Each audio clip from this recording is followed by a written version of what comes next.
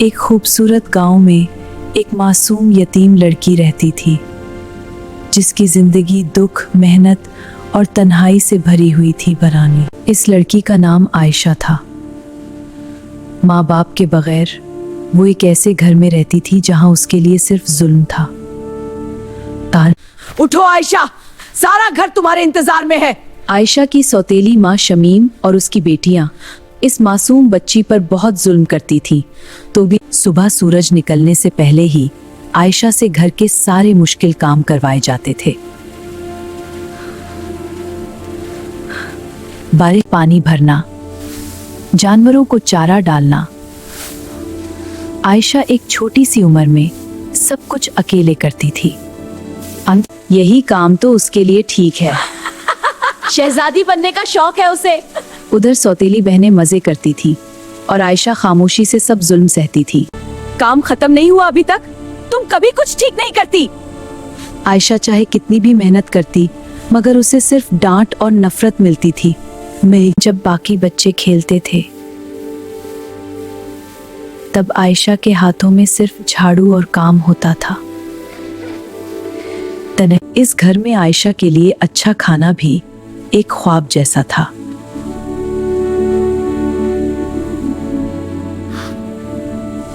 मगर हर रात आयशा एक ही दुआ मांगती, या अल्लाह मेरी जिंदगी बदल दे।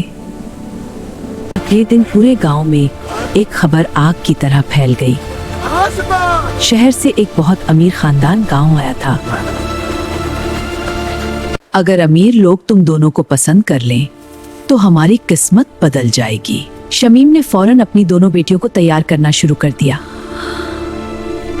तुम घर से बाहर नहीं निकलोगी, सारा काम खत्म करो। आयशा को फिर घर के कामों में लगा दिया गया, जैसे वो इस घर की नौकरानी हो। अम्मी, लगता है अमीर लोग मुझे ही पसंद करेंगे। हाँ, आयशा जैसी गरीब लड़की को कौन। उधर बहनें ख्वाब देख रही थी और उधर आयशा खामोशी से अपना दर्द छुपा रही थी। तुम बाहर नहीं निकलोगी, समझे? शमीम नहीं चाहती थी कि अमीर लोग आयशा को देखें तना, मगर किस्मत को कुछ और ही मंजूर था। अमीर खानदान उसी गांव में आ पहुंचा। रास्ते में अचानक उनकी गाड़ी खराब हो गई और वो मदद ढूंढते ढूंढते एक घर के करीब पहुंचे। आयशा हमेशा की तरह खामोशी से काम में लगी हुई थी। उसे कुछ मालूम नहीं था। पर बेटी, तुम अकेली इतना सारा काम कर रही हो? इस मासूम बच्ची को देखकर अमीर खातून का दिल पिघल गया। बेटी, तुम इतनी उदास क्यों हो?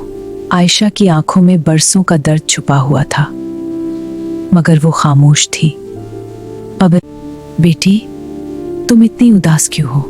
आयशा की आंखों में बरसों का दर्द छुपा हुआ था, मगर वो खामोश थी।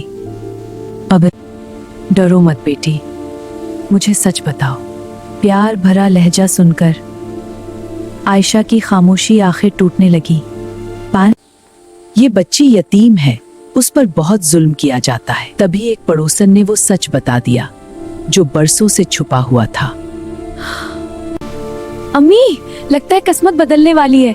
शमीम और उसकी बेटियां खुश थीं, मगर उन्हें अंदाजा भी नहीं कि घर में क्या होने वाला है। यहाँ घर आते ही शमीम के कदम रुक गए, क्योंकि सच अब उसके सामने खड़ा था। घर शर्म आनी चाहिए, एक यतीम बच्ची के साथ ऐसा जुल्म। पहली बार किसी ने आयशा के लिए आवाज उठाई है। 12 गांव वालों को जब सच पता चला तो सब ने शमीम को बुरा भला कहना शुरू कर दिया। आज से तुम अकेली नहीं हो बेटी। पहली बार आयशा को किसी ने अपनाइत और मोहब्बत का एहसास दिलाया। वक्त बदला और आयशा की जिंदगी में पहली बार खुशी ने कदम रखा। दन और उधर जुल्म करने वालों के हिस्से में सिर्फ पछतावा रह गया। तदे याद रखो, जुल्म कभी ज्यादा देर नहीं चलता, क्योंकि एक दिन सच जरूर सामने आता है।